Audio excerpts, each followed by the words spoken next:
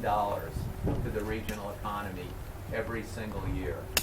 So over the next 20 years, cobbling together all these resources, both human resources and dollars, if we wind up over the next 20 years investing $5 billion, you know, if this is delivering $7 billion every single year, imagine what we'd have if we had a healthy clam industry again, which when I got here was a multi-million-dollar industry. You know, a steady and healthy crab industry at the commercial level. Bring oysters back where they're safe to eat, you know, and we're eating our own oysters locally, you know, all the way down the lagoon. Because when I got here, I was taking oysters at, you know, in Melbourne and up by O'Galley, and I wasn't worried about getting sick. Maybe it was kind of stupid coming from Rhode Island, New York. I thought we were back in the Wild West down here. But I remember clamming, because I clammed and made a little extra money as a kid. I remember coming down to the Spoil Islands, just around Sebastian Inlet. You'd pop out of your boat, and you'd have a half a dozen cherry stones under each foot. Oysters the size of your hand, too. Yeah, the oysters actually, for a northerner, when I first came down and saw an oyster the size of my sneaker, I'm like going, what is that? You know, we like them, you know, where you could take a swig of beer, shoot the oyster, and you'd be right back. And I was like, first time I saw oysters on the grill that big, I cut one, and the locals were making a lot of fun of me. So anyway, I'm optimistic. We're headed in the right direction. We're working at the federal and state levels every year for more money. We've got Congress interested in what we're talking about. There's going to be some money, I don't know how much, coming through Congress for stimulus, for wastewater and roads and bridge infrastructure. We're having a pretty rigorous discussion over the last 3 years with Florida DOT on State Road 528. And I think probably you've all been out to the port on 528. They want to 6-lane that causeway, and we're trying to convince them that if they open up that high-span bridge, so the high-span bridge won't change, but where we have an earthen causeway, if we just opened 1,000 feet and dropped a low-span bridge so water could flow, and we did the same on 520, which is scheduled, probably about 10, 15 years from now, because they're all long scheduled, we could increase the flow out of Banana River by 9 to 17%. Because most of it's wind-driven. You know, and it's always been wind-driven. You know, the inlets that we have are all maintained and managed. We got to pay for them. There's a lot of talk about, you know, let's pop a new inlet up in Mosquito Lagoon, pop a new inlet down in, you know, by Patrick Air Force Base in the Banana River, and you will see improved water clarity, at least right by the inlet. I would But think. there's a lot of unintended consequences, including a lot of cost to that, including opening up for storm surge on the mainland is the big one. But that does not change all the pollution we put in the system. So it's like spending millions and millions on symptoms and not going to root cause. And root cause is nutrients, sediments, and then everything else, the chemicals, the pollutants that go in the system. So anyway, that's enough of me talking. How many of you have been shrimping for more than like a decade or two? So a bunch of you. So I remember, and I never came up this far, about Titusville. Titusville was as far north. When I first got here, you know, I shrimped a little bit, but what's different with shrimping up here now compared to what you remember when you started shrimping? Besides the fact that it's not as good as it was. But, you know, what shifted on this system? Chemical sprays. That may be the cause of some of this. We really don't know much about chemicals in the system, other than we know they're in there. We got mercury, we've got PFAS and PFOA, you know, and of course everybody, you know, who dumps pesticide, herbicides, or Yeah, they tried to get the Brazilian peppers, and it all went in the water. It seemed like most of it washed off in the water. it's a big, we're going to need to rethink how we manage. Because even back in the day, we did a lot of pepper busting, and it was always with Roundup. And we're starting to see some things. Back in those days, Roundup was considered, there's two formulas. One was aquatic safe, and all of the new data that I'm seeing, scientific data, is that stuff lasts longer in the environment than they ever thought. It's like a year. They used rodeo underwater to get rid of the vegetation for people to have nice beach fronts. Well, there's a lot of that going on, even with the state agencies are using. Weed control right now is all about chemistry, and many of us, and I'm one, we need to rethink about weed management and chemicals in the Or environment. putting Isn't it- wells before it runs through. But is a shrimp run, the same seasons? Is it running earlier, later? We talked about it a little bit. We know it's not as big as it used to be, but year to year, that's always kind of variable. But I'm kind of interested in the seasonality of it, because I'm thinking that we are seeing some impacts of climate change now. There's no question that our rainfall is a little different. It seems like the summers are a little bit hotter, but it seems like the summer is stretching later into fall and starting earlier in spring. So what are you guys seeing on the shrimp runs? Well, the old saying used to be that the shrimp won't run until the cypress trees lose their leaves. Well, now, the last 4 or 5 years, the shrimp haven't run till the cypress trees are starting to get the leaves back on them. Yeah, So, we used yeah, it's much later I now. learned many times at Thanksgiving. All right, man, they started running last night, man. We got a full. And anymore, it's like into January, going into February before they start running, when they used to start in November. So it's definitely been getting like later and later every year. Yeah, and that temperature shift that hits everything. So, the reproductive cycles, seagrasses, and we suspect, it's going to take a little while to piece this whole seagrass story together. But, right now we're pretty clear. Normally by now we would see seagrass coming in, on all those flats where we've got good visibility. And you see it in little tufts. Billy Rodney will call me and say, hey, check this out. And occasionally, I'll see something and go, well, that's starting to look like we used to see, but it's not as expansive, especially up in Mosquito Lagoon where you guys used to sight fish, and you'd have these massive, beds of seagrass. But, seagrass, its growth slows during the winter. Everything dies back. And what's interesting about the seasonality is that we're starting to see algal blooms earlier. And so kind of the algal blooms are starting when the seagrass should be coming back. Lasted not only through the summer, but the bloom last year didn't start dissipating until really it was Thanksgiving. And so it's like a perfect storm of timing, bad water quality, and then seagrasses, you all know, are they're higher plants. There's only two ways you can expand a seagrass bed. Those runners, the shoots, the roots will start to expand. They'll vegetatively regrow through the root. So if you don't have a plant, if you were plugging a lawn, imagine if you had 5 acres and you put one plug of grass in, and you got to sit back and you water it, and you wait for your lawn to come in. You're going to be waiting a long time. So we don't have enough stock left from the last 9 years to vegetatively really rebound the way we once saw.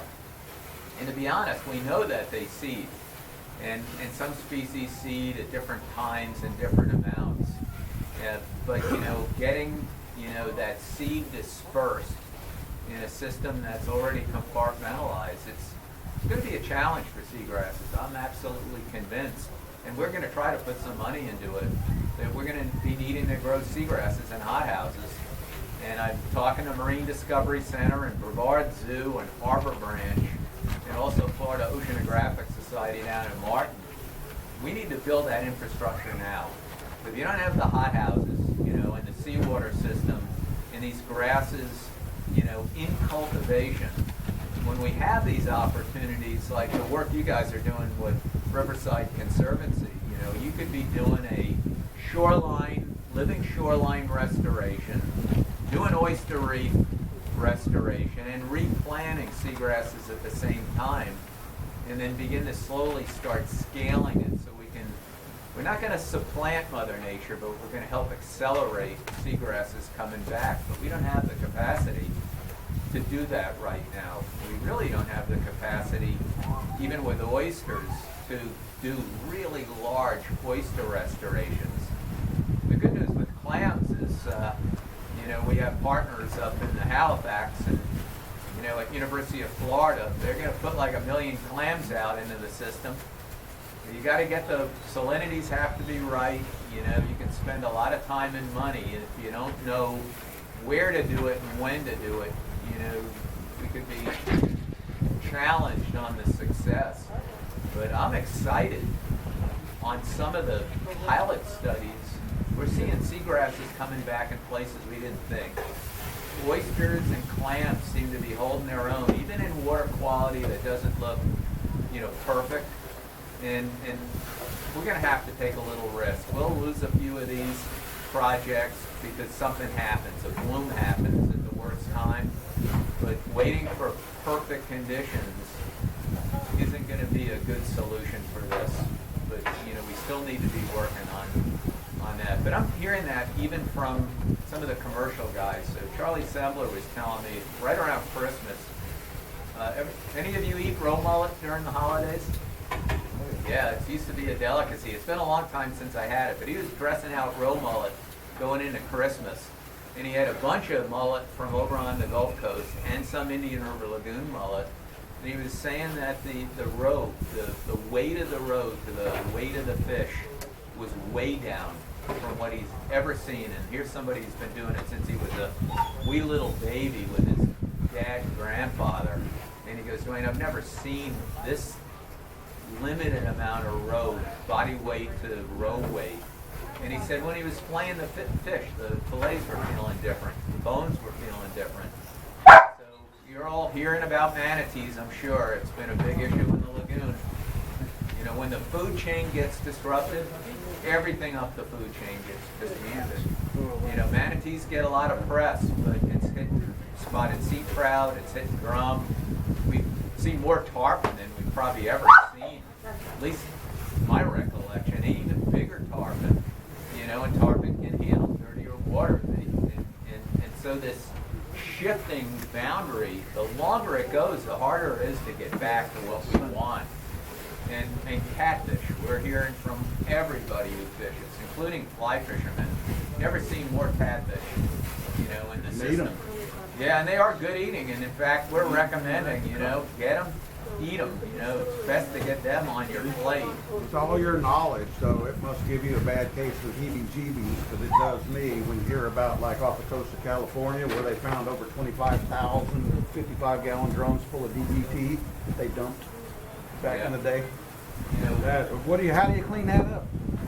It's going to take millions. That will take millions and millions of dollars if they can clean it up. Yeah, all they're those 55-gallon drums are all rusted. Yeah, they're leaking. So, how you actually go in there and change that is, and the key is we maybe didn't know any better. I kind of think we did know better back then, but we thought the ocean was this, endless ability to handle anything we put in it. And that's the paradigm shift that we have to change. I've never seen litter as bad as I've seen since plastics COVID. And whatnot. My God. We've got plastics in the system, not just microplastics, but UCF is doing some incredible microplastics work.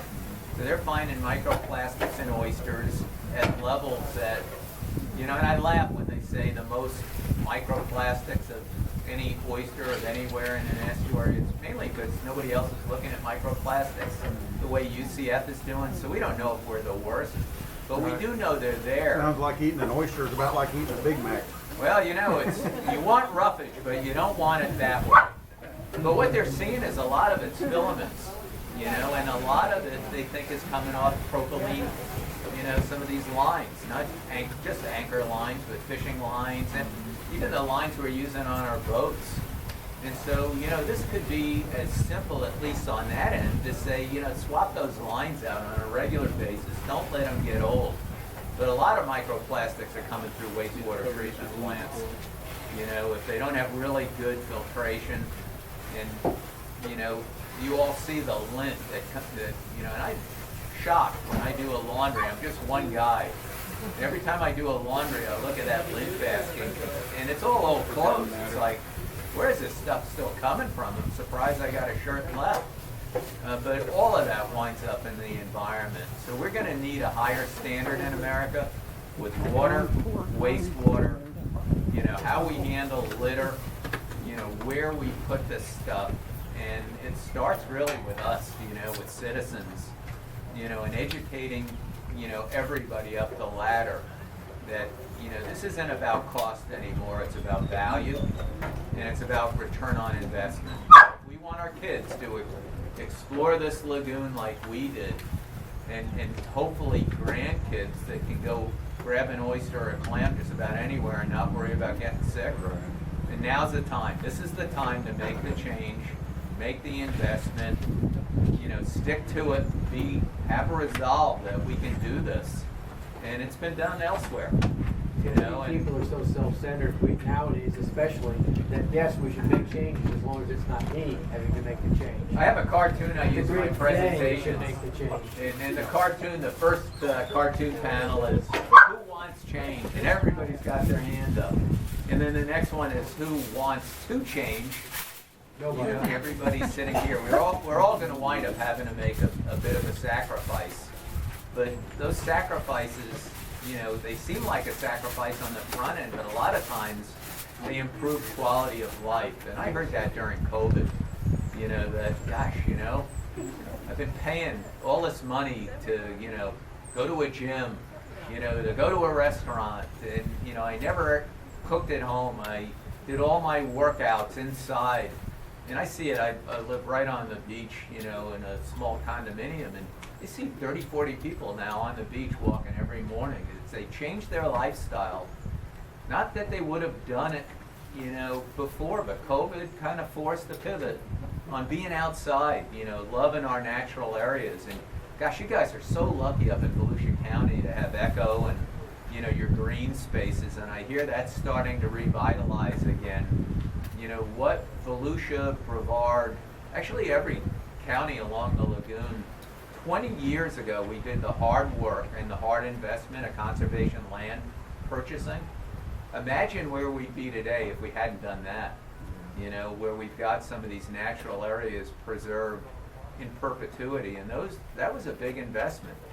You know, a couple $100 million in Brevard County. I forget how much you guys had out of ad valorem up here, but you know, once you make that investment, especially in natural areas, that's a gift that gives generation after generation, as long as you manage well. So how about questions? You guys have burning questions? The inlet one is the one I get all the time. You know, why don't we just pop a new inlet and it'll solve the problem? Right. And I won't have to do anything. Inlets are problematic for a lot of reasons. There's no question you see better water quality on an incoming tide. They're not going to change things all the way down on the southern end. And, you know, right now the Florida legislature has just spent about $1.6 million with Florida Institute of Technology to look at a pump station, you know, at Patrick Air Force Base. And as a scientist, I want to see that data, but that is not a root cause solution.